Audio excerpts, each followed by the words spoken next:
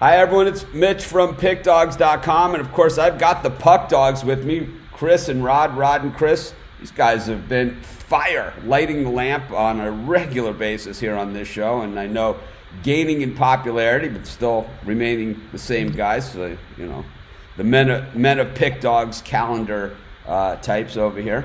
And, guys, how's it going? Rod, I think you hit about 90% yesterday on the show.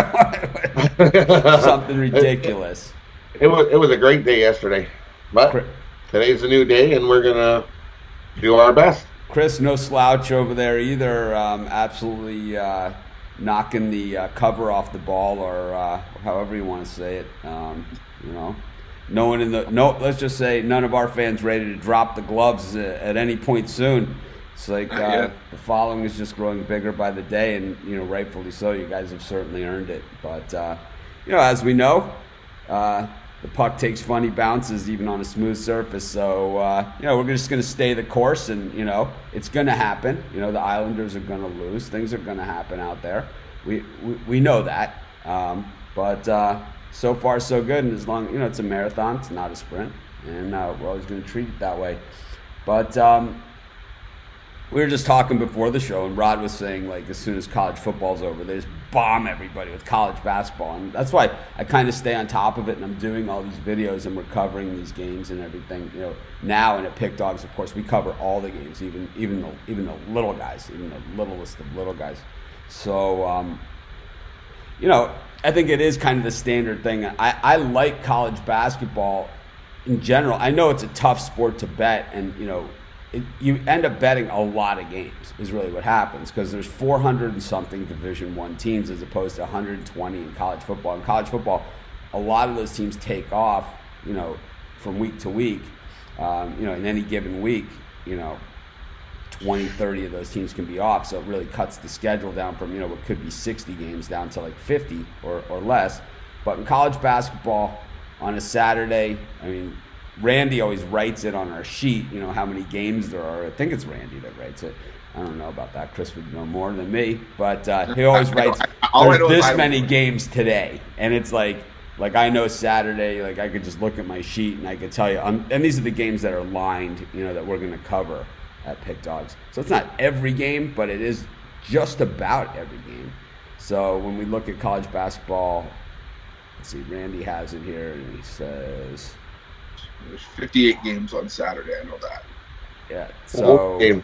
So it's 10 games tomorrow, 14 games on Friday, 58 on Saturday, 23 on Sunday, 18 on Tuesday, 15 on Wednesday, and it's only going to get bigger. Like right now, what happens in December is a lot of these schools go on Christmas break. A lot of the kids are on break. The students aren't there. So the schedules are cut significantly for the second half of December. And then after Christmas, it starts conference play. And then we get into the thing. And, of course, the beauty of college basketball, well, it's a double-edged sword, right? It's like it's a double-edged sword because in college basketball, the games are 2 hours. So there's a lot of games, and it's like one after another after another. College football game, you get Oklahoma versus, someone else with a spread offense, and it's, 4 hours plus. College basketball, 35, 40 minutes for the first half, second half, if there's no overtime, 35, 40 minutes. That they squeeze them in every 2 hours, and you got, the same amount of stations covering games as you do college football. And you got a lot of games, but that's all down the road. Of course, it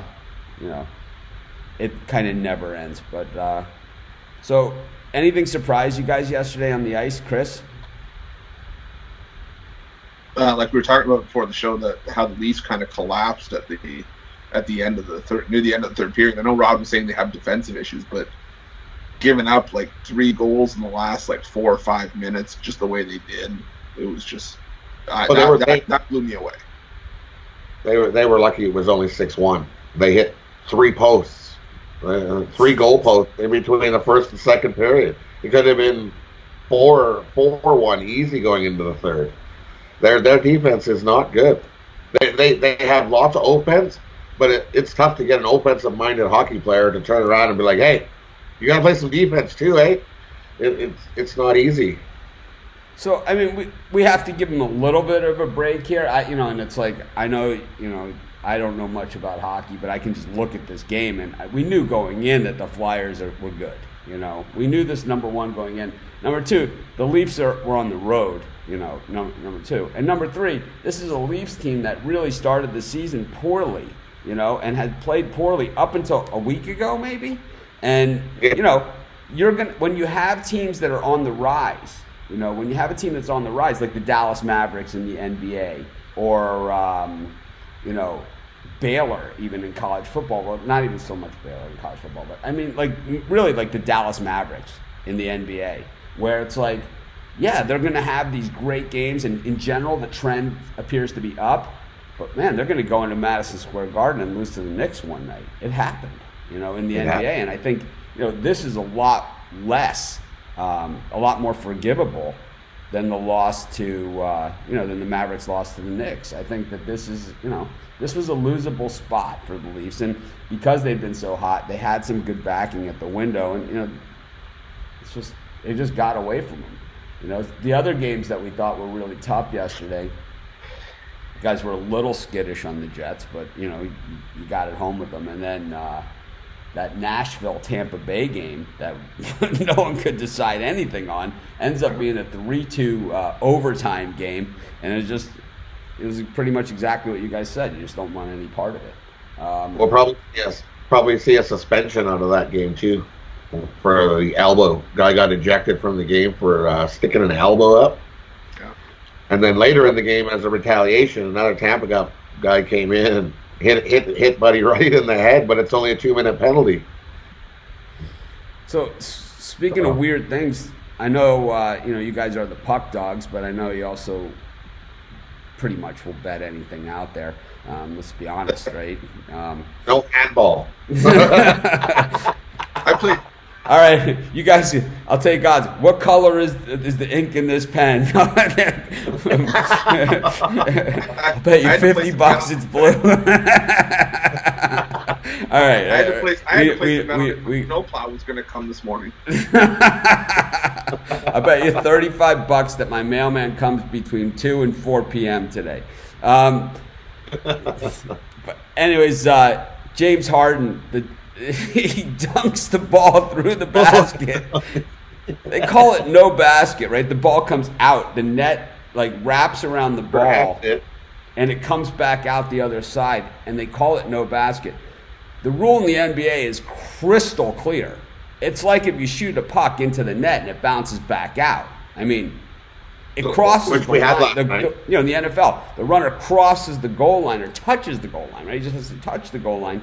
It's a touchdown. It doesn't matter where he ends up at the end of the play. The ball clearly goes through the hoop here. I mean, he dunks it home. It wraps up into the net. The ball comes out. They call no basket. The game goes to overtime, and they lose. I mean, they got robbed. That ball almost went in twice. Then the net almost flipped it back up, and then it almost dropped twice. It's like. And then he couldn't challenge because you can't challenge. You could challenge goaltending or out of bounds or.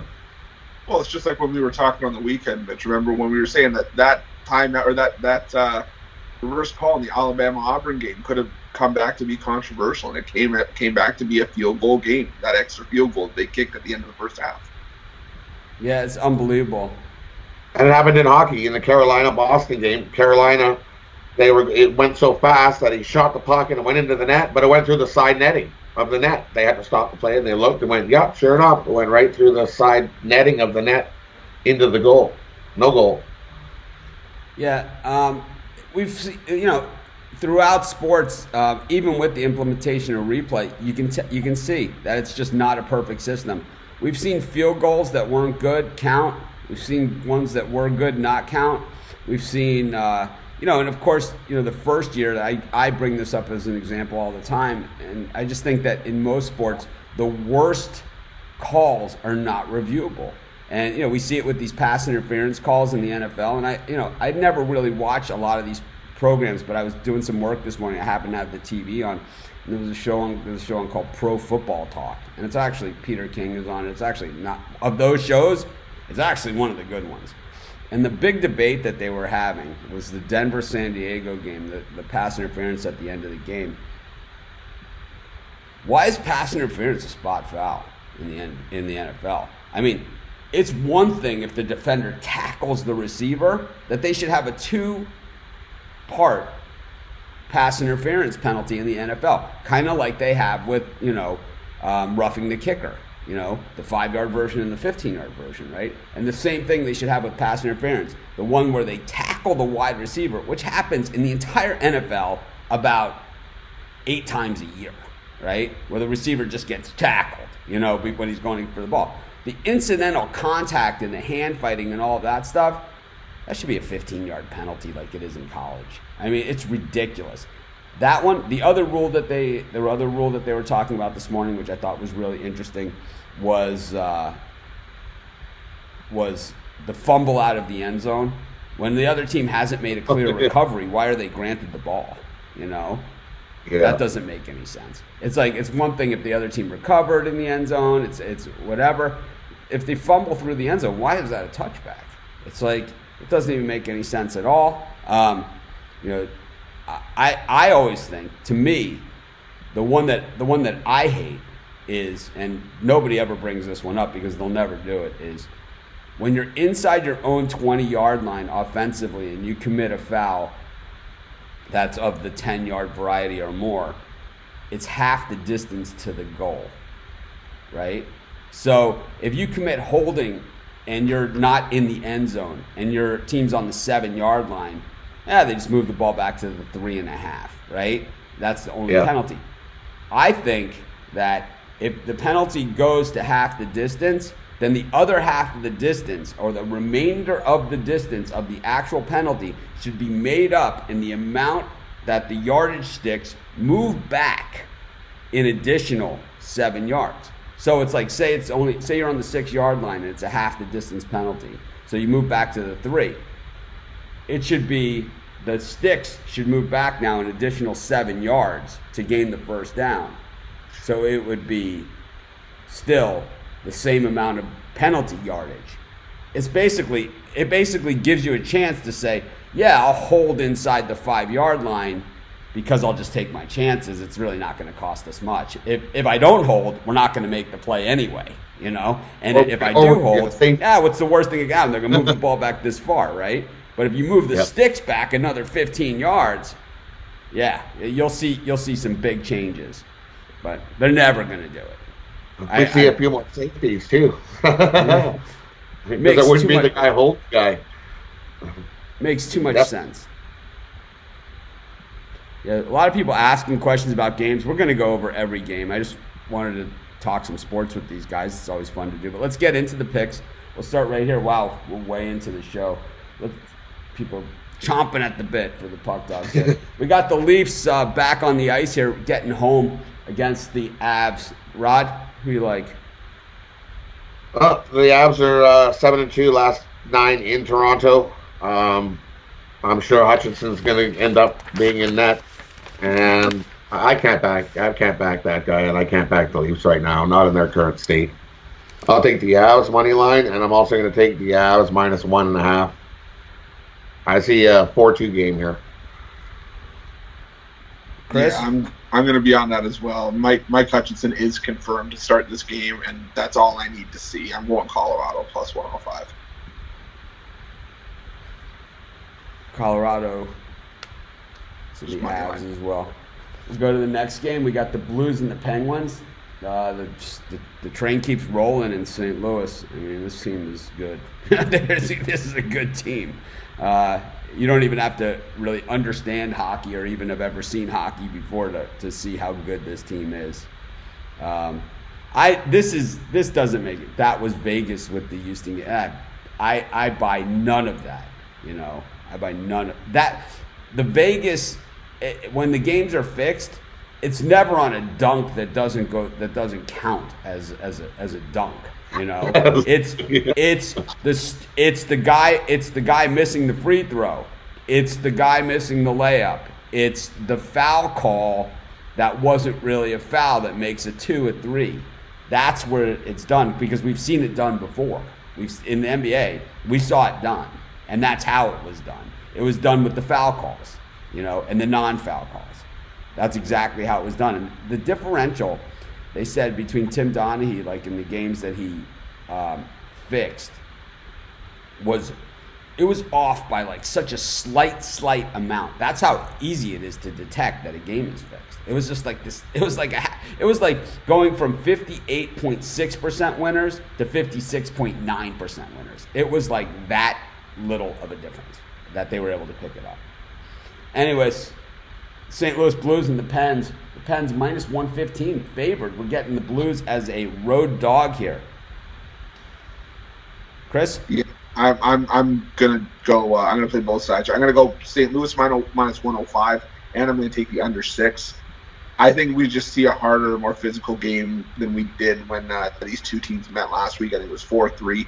I just think that St. Louis is the better team. We're getting a better price for them on the road, and given that they have a solid road record, 10-2, 2-1. I like St. Louis here to win 3-2, 4-1. Rod? Yep, yeah, I agree with that. Blues are they're 6-1 in Pittsburgh their last 7, and how can you not? I'll take the Blues, defending Stanley Cup champs, at plus money. I like the Blues also. We're just gonna ride that train until it tells us not to ride it anymore. We got the Celtics taking on the Heat today in a beauty. I mean, the Heat went into Toronto. I gave it out on the show yesterday. I just thought that it was just a little. Nobody wins them all, you know, and it's like you have to find those logical spots, and I don't see the Raptors being the team where the Knicks come in and beat them, you know. It's this Heat team that is bugging the crap out of people. We've been riding this train all season, and I'll tell you what, 15-5. The Celtics are 14-5. Another undefeated team at home. Back-to-back nights they have it for the Heat. 7-5 on the road, 6-5 against the number. The line has gone from 5.5 to 6.5. The world is on the Celtics here. The total has gone from 212.5 to 211. And I think looking at those numbers, it kind of tells me everything that I need to know. It's that they're expecting a defensive, you know, that in general, the guys, the total bettors in the NBA are generally the sharpest of the sharp. That's like I've talked about this on the show before. I know, I might know or have known some people that book bets in the past, not necessarily with the casinos, you know. It's like that's on somebody else's show. They have those guys. But on this show, we know maybe some other guys that might have taken some action in the past or currently take action. And they'll tell you, if they have a new guy come in and he's laying big money on NBA totals, they know they're in trouble, you know. And they know that this guy's not going to be with them very long because they're not going to take his action anymore. And so when you see an NBA total move 1.5, that's going to dictate exactly how this game is going to go. Not always, you know, but it's a good indication. And I think that we have a defensive game. When you have a defensive game, 6.5 points is a lot of points. I think with the world going on the Celtics, is people thinking that the Heat left it all on the floor in Toronto last night. This is a Heat team that's been doing it every night. You know, these guys are back down from no one. I'm going to take the Heat again. We're getting 6.5 points. There's no way that I don't take that. Another game that I'm looking at here is we can go to the. All right, we got the Lakers and the Jazz, and Lakers +3 in this one with the public riding them. We got inverse line movement here on the Jazz. The Jazz have been on the road forever, and they played some of the toughest teams on the road. They're 8-1 at home this season, but the Lakers 9-1 on the road. Last night they were dogs and won outright in Denver. If you watched our video pick, you got that one. I do tons of videos out there. I do more videos than everybody. Actually, I do more videos than the next 3 largest video sports betting sites combined. So hopefully you'll subscribe to our YouTube channel and check out my videos. And I mean, I'm going to do them whether you watch them or not, so I don't care, because it's how I do my homework. And believe me, the YouTube people, you lose one game, they say, you lose every day. Like my dog of the day, I think we won about 20 in a row heading into recently, and then I lost a few in a row because I even said it on the show, I gave the Raiders out when I really wanted to give the Broncos, and I was thinking I was going to give the Broncos as a premium pick, so I didn't give it as a dog of the day, and whatever. So that game, I did, and then a lot of these games have been reaches on tight schedules, but when you see people there, you've lost like 19 in a row on this, these are the YouTubers. It's always the non-quantifiable results. I bet against your dog of the day every day, and I'm rich now. It's like, yeah, okay, yeah. I'm so rich that what I do in my spare time is troll YouTube videos. That's like, I can tell with someone with your type of productivity level that you must be loaded. Anyways, man, speaking of loaded, the Lakers are loaded, right? And they are hunting bear this year. I think that the only chance that I see of the Jazz covering here is if the Lakers, LeBron doesn't play or something. We know that Anthony Davis was not feeling so well, yesterday, but it didn't stop him from absolutely dominating in the fourth quarter. And I think that when you have Anthony Davis and LeBron James, you're going to win a lot more games. Usually, when teams return home from road trips, they're not as strong as they are when they've been home for a while. I know last time we saw the Jazz at home, 103-94 over Memphis, but the road trip wasn't pretty. This last time they played at Toronto, they lost by 20. They lost at Philadelphia by 9. And then, before that, they had 2 road games. So it was Milwaukee and Indiana. So they haven't exactly been playing against the sisters of the poor either. They've been playing against the tough teams, but they haven't beat any of them. I'm going to take the Lakers in this one. We're getting 3 points. I like what the Jazz are doing. They're winning all of the winnable games. Look at their wins. Golden State, Memphis, and they even lost at Memphis. No, there's no way the Lakers are losing to Memphis. I like Lakers here, +3. All right, move back to the ice. We'll come back with college hoops. Let's see what we got in the NHL. We got 2 more games. Of course, with me, the Puck Dogs. Rod, Chris. It's backwards on my thing, so it's like that's why I'm always doing that. I don't know. We got Edmonton -220 here against Ottawa, a team that you guys have been kind of about all season. So what do you guys think here, Rod? -220 on the Oilers. That is a hefty price. Yeah, I'm definitely not laying money line with the Oilers. I think you could lay that money line if you're going to. That's one of those parlays like the Islanders we had the other day. You want to put that in there? I think you're quite good with putting the Oilers in there. Ottawa played last night on a back-to-back and got beaten by Vancouver 5-2, and now they have to fly into Edmonton and try to beat the Oilers. I just don't see that happening. I see the Oilers winning this game 5-1, 6-1. Puck line? I'll take the Oilers on the puck line. Chris? Yeah, I'm gonna go Edmonton all across the board here. I like Edmonton -1.5 at +110, -2.5 at +190, and -3.5 at +375. It's like Rod said. The Senators played last night. They had to use both their goaltenders. We saw how that worked for New Jersey. And the Sens still aren't a great team on the road either. Mikko Koskinen's going to start for Edmonton. We both have love for him as the starting goalie for the Oilers. It's like Rod said, this is going to be a rout. So this is a circle game. The 1.5 is a circle game. But the 2.5 is always a reach in these things. We know that, no matter who. Yeah. But it's like the 1.5, though, has a place in the parlays. What's the 1.5 even money-ish? I got it at +110. +110. Yeah, that's what I got. So I got some +1 value there. So in hockey, the puck line, you get a little bit more value than you do on the run line in baseball. It seems. Yeah. It seems you get a little bit better payout. Yeah.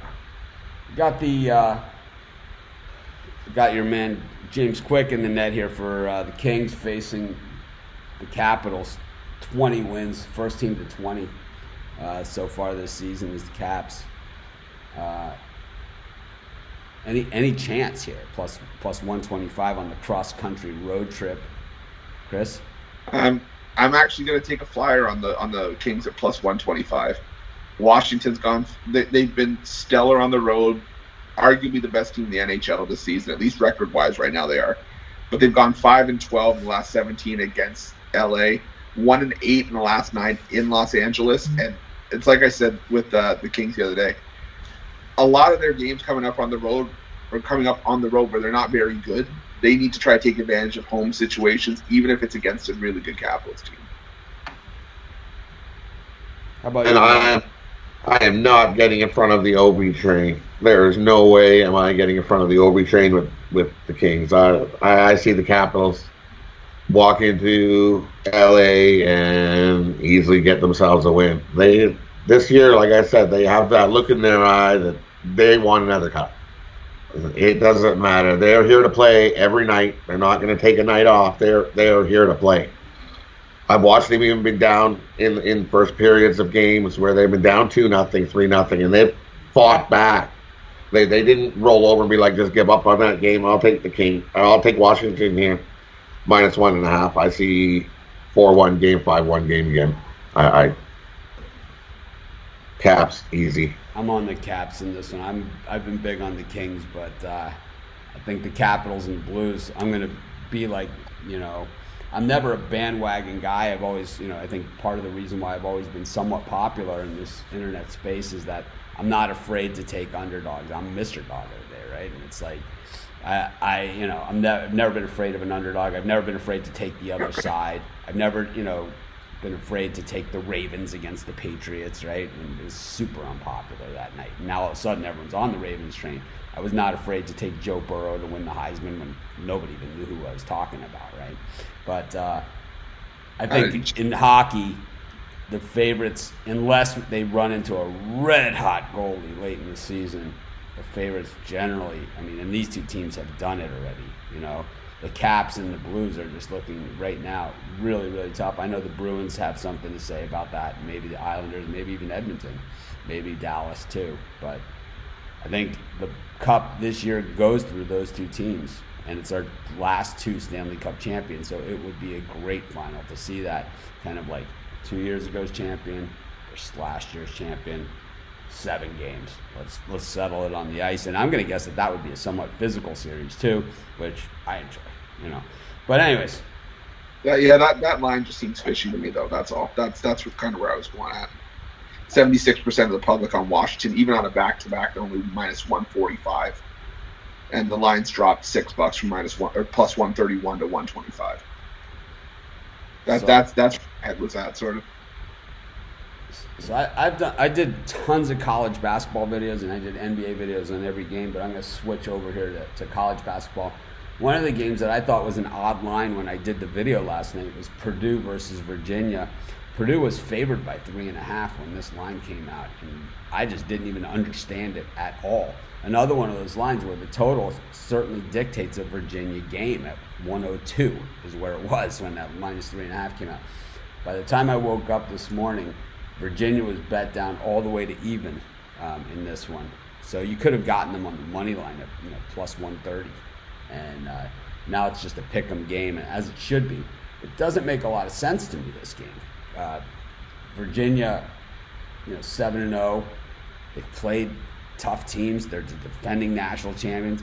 They lost a few players from that team, Hunter and Guy, but they still have a lot of their talent back. And Tony Bennett has shown that his system works as long as he's got his type of players. He doesn't need his players.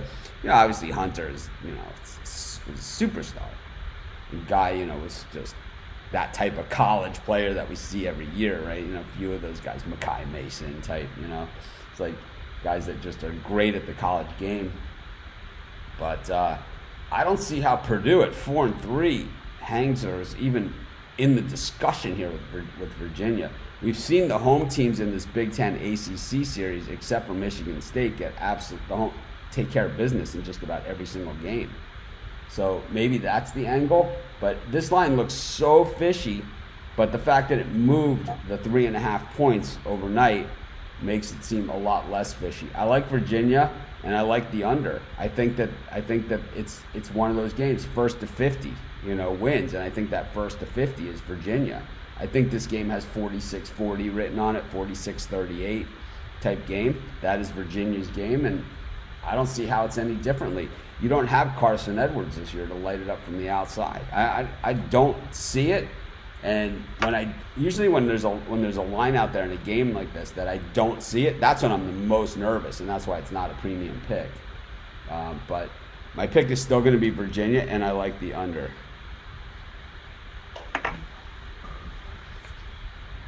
You guys see anything in college hoops you like tonight, Chris?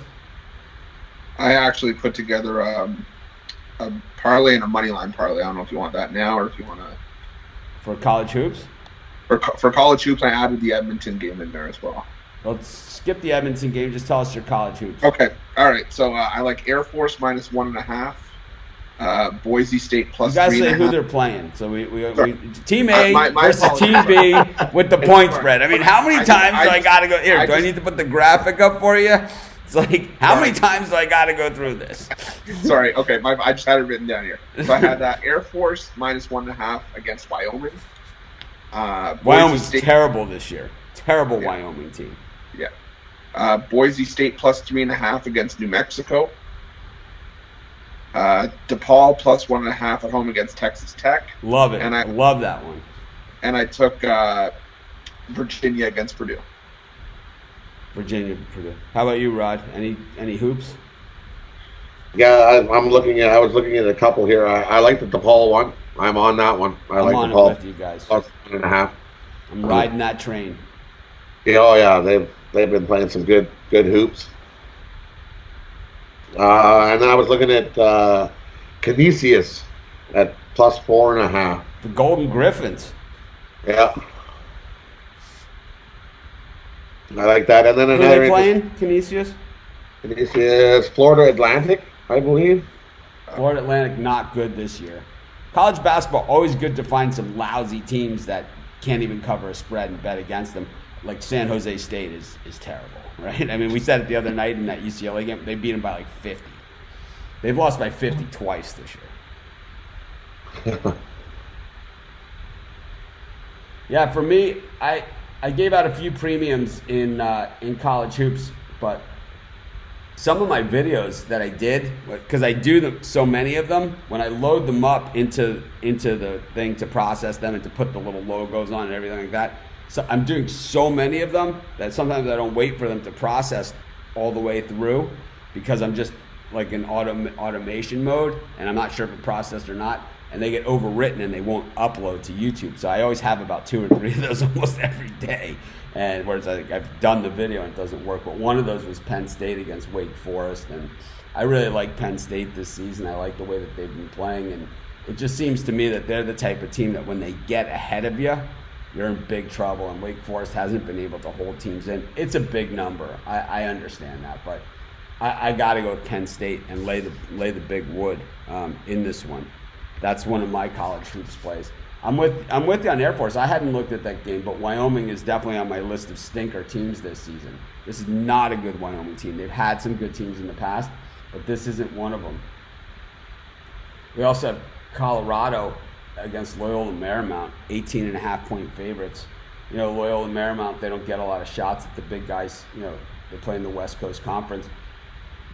Colorado is, I don't know if they're overrated or underrated at this point or what you want to call it, but they're rated, right? They're ranked, and I'm not really sure, you know, what that means in the grand scheme of things, if that's pushing the point spreads or not.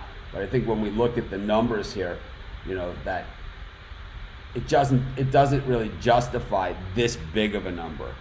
This is like a 15-point game, you know, on the high side. You know, if everything goes according to plan for Colorado, this is 14, 15 points, not 18.5, 19. So you got to take Loyola Marymount in this one, and that's going to be my pick there. And you guys have a parlay for today, Rod? You got everyone loves your parlays because they cashed them.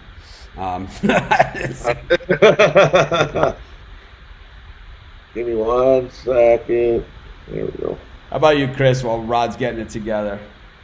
I'm money line parlay for today. I took Boise State money line, DePaul money line, and Virginia money line at plus 870. I like DePaul with you guys, so I'm going to write that one down. And that one was a borderline premium pick. How about hockey? Any of those guys in your parlay with the Oilers?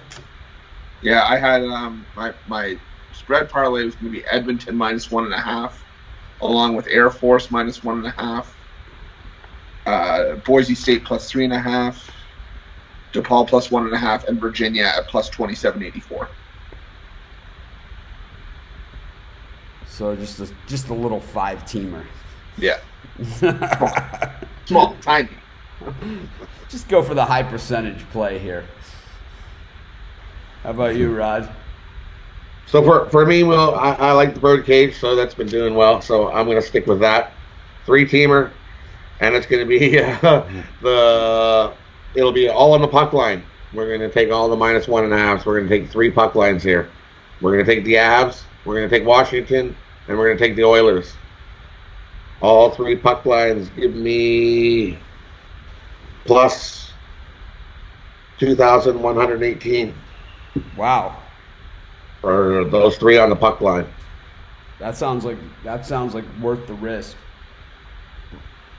to me. I think I'm also going to throw in Utah State as one of my picks today. San Jose State is back on the court today. It's 22.5 points on the road, but that's nothing. San Jose State is down 30 before they ever even leave the locker room. This team absolutely stinks. They've got 3 wins on the season. I don't, what high school did they play? Well, they opened up with that really, win. The big question there. They opened up with that big underdog win against Hofstra, because I had Hofstra as a huge favorite, and San Jose State won outright. I think, to me, the circle game on San Jose State this year, they did beat Hofstra, but to me, the circle game on San Jose State this season is still going to be that Arizona game. And to me, that was the benchmark. When you lose 87-39, it's one thing to get doubled up and, and all that kind of good stuff. But, 87-39, that's a stomping. If it was just a double up, Arizona would only had 78. They doubled them up plus, and then that was just like that Oklahoma State Ole Miss game from one of the tournaments last week. I think it was like 77-36 or something like that. So they beat Grambling. Here we go. So they beat Hofstra. They beat Grambling as a 3-point. They were only 3-point favorites against Grambling, and then they beat. Subdivision team. Oh my God! Listen to this one. Simpson University. 85-60. They're in California. I've never heard of them. I didn't even know OJ had his own college, but I guess he does. No, it's Homer. It's not OJ. It's Homer. It's it's like the athletic director at San Jose State. I could see exactly how this went. It's like, do you think Simpson will play us this year? It's like, all right, let's get Simpson on the phone. It's like, I never even heard of that school. And I've been doing this for a long time. That's definitely going to be an online game. It's got to be NAIA. But definitely full card. A lot of the big teams in action against lesser teams. And, of course, today, the last day of that ACC Big East Challenge, which really has gone, like I said, the home teams have taken care of business, except for that Michigan State-Duke game. To me, of the ACC Big East, I thought it was pretty surprising how much Indiana dominated Florida State there. I thought Florida State was going to really show up, but they looked a lot like the team that they were against Pitt. We also saw Vermont fall in their face to Cincinnati. Did not expect that. You had a team that covers like no one's business against a team that never covers. And, of course, didn't go according to plan. But anyways, let's just wrap it up. Rod took the Avs on the puck line. He took the Blues, the Oilers on the puck line. He likes the Capitals, DePaul, and Canisius. His parlay, it's Birdcage, Avs puck line, Caps puck line, Oilers puck line. If you've been missing out on Rod's bird cages, you've been missing out because he's let's just say he's paid the bills. Got the Abs for Chris. He took the Blues, the Oilers, and he went against Rod. He took the Kings. Thinks there's value in that line. It looks funny to him. College basketball, he likes the Force, Air Force, Boise, DePaul, and Virginia.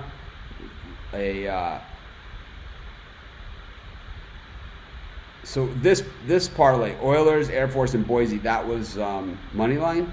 That was spread. Spread. And then Oilers, Boise. Air Force, Boise, spread parlay. And what was your other one? Did you have a money line parlay?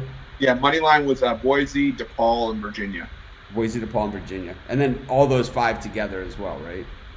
So Oilers, Air Force, Boise, DePaul, Virginia. I kind of like that, to be honest with you. I took the Miami Heat plus the 6.5 against the Celtics. The world is going to be on the Celtics in this one. If you like being like the bad guy wrestler or whatever, and you enjoy being the guy that nobody's on, when it's kind of like at going to the track with my wife, it's dead silence when the horses hit the finish line, except for my wife screaming like crazy. She doesn't even realize the race is already over. She thinks like the second thing is the actual finish line. But amazing horse picker. But I think that we're going to be alone on the Heat tonight, and that's usually not such a horrible place to be. I like the Lakers getting 3 points. It seems almost silly. That they're getting 3. I like Virginia. Pick them. Penn State. I like Loyola Marymount against Colorado, and I like DePaul. I think DePaul is an interesting story this year. Back in the 70s, DePaul was always one of the best teams. They're located right in downtown Chicago. If anybody doesn't know that, they're just outside. They're in the Lincoln Park area, which is just outside of downtown Chicago. But it's a couple stops on the train. Really, is all it is, right from the heart of downtown. And I always thought that if DePaul could just get 2 or 3 really good kids to stay home, it would light up the entire program again, and then kids will want to start playing there again, and they'll be a force. Imagine if Derrick Rose doesn't go to Memphis and he stays at DePaul. It's like what a difference that program does, not just that season, but the next 20 years after. And that's what you see. Winners, kids want to go to programs that are winning, right? They want to go to programs that are winning, and that's really part of it. But anyways, I've enjoyed my time here with the Puck Dogs once again. Of course, tomorrow I believe we have a big schedule. Usually it's light schedule, big schedule. It's bigger. 9 games for tomorrow. Yeah, 9. So the Puck Dogs will be back, or we'll do. Yeah, I think they'll just be back on their show. Makes it easier for me since I have the afternoon show with Steve Monahan. We have the new show coming up. Be on the lookout for. Weighing in with Rob Peters. It's going to be our new boxing MMA show. Rob is from the Wild Card Gym. It's Manny Pacquiao's personal bodyguard. Hopefully we can get a lot of guests on that show as well. Maybe Manny will stop by. I know he watches this show, believe it or not. I know for a fact he does. But anyways. He sent me mail for a signed picture, and I'm like, I can send you a signed calendar when they come out. But just send me your birthday. I'll write a message on your birthday. There you go. Maybe we could set you up with a Fiverr account. Chris will sign your photo for $5.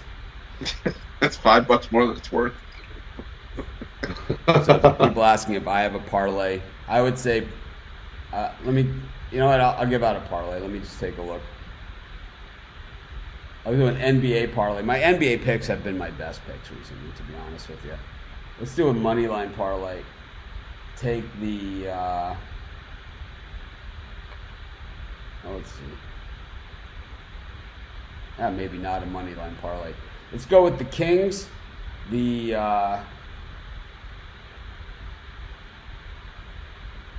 Kings, and now that Heat line dropped to 6 from 6.5. I like the Kings with the Magic and the Hornets. Kings, Magic, Hornets will be my parlay. That includes no premium picks. So, but I like the Kings.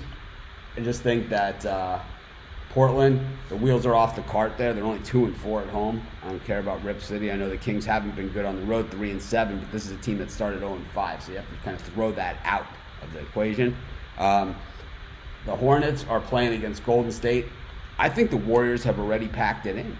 It's crazy to think that on December 4th the Warriors have packed it in, but I believe they have. They're 4-18. And the Suns, this was a team that started the season strong, but they've run out of gas. They need their big man back. They're 19 games in, so they're 6 games away, including tonight's game, from getting Ayton back.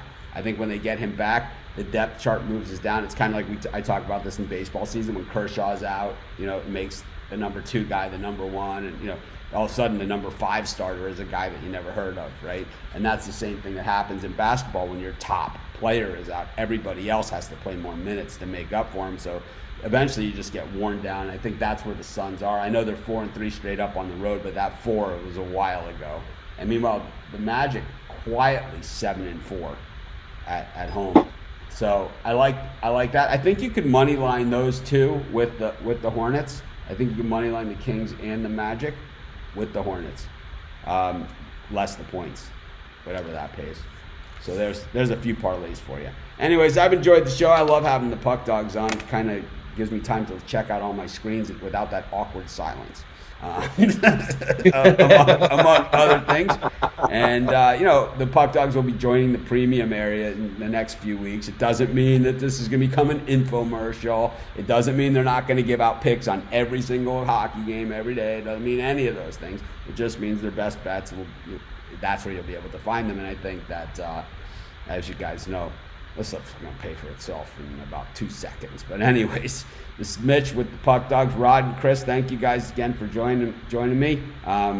Originally, when I used to beg Rod to come on the show, and it took a while to get him on.